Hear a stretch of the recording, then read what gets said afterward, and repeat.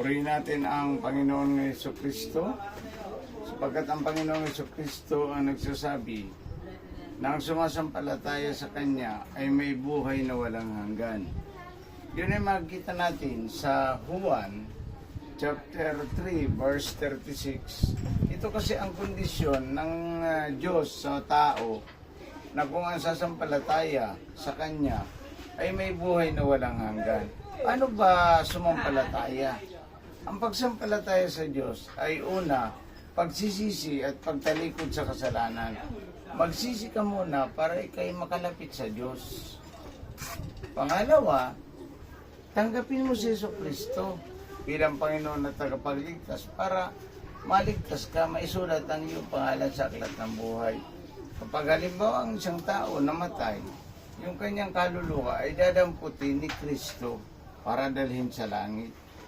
Pero ang mga hindi sumampalataya, ang dadampot sa kanya yung demonyo para ihulog siya sa impyerno. Kaya nga, lagi kong inuulit-ulit sa inyong sabihin na kayo ay sumampalataya, magsisi sa kasalanan para maligtas.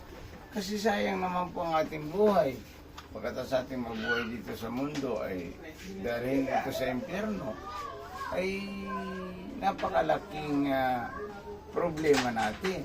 Kaya nga ipinapangaral sa atin ang salita ng Diyos, ngayon pa lamang na magsisi tayo at tumalikod sa kasalanan upang tayo ay magkaroon ng buhay na walang hanggan na ipinangako sa atin ang Diyos.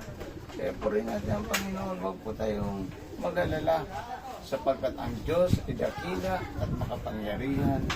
Siya po ang magpapatunay at magliligtas sa mga taong sumampalataya sa Kanya. Mga taong naniwala at mga taong nagsisi at tumalikod sa kasalanan, yun po ang maliligtas. Very simple message of God this morning. Very simple message. Na ang message sa atin ng Diyos, magsisi, tumalikod sa kasalanan, any kind of religious, any kind of denomination, ay kung magsisisi at tatalikod sa kasalanan, ay tatanggapin ng Diyos muli ang kanyang pagsisisi at hindi siya mapapahamak. Kasi nga, sa banal na kasulatan, mayroong kapahamakan na pupuntahan ang tao.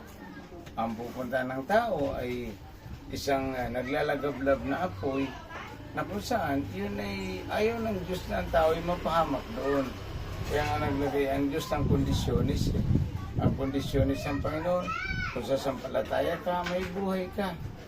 Kung hindi ka sasampalataya, wala kang buhay. Very clear na clear. Smoothly and clearly ang pagkasabi ng ating Diyos. Kaya ngayong umaga, nagsisi kayo at sumampalataya sa ating Panginoon Jesucristo.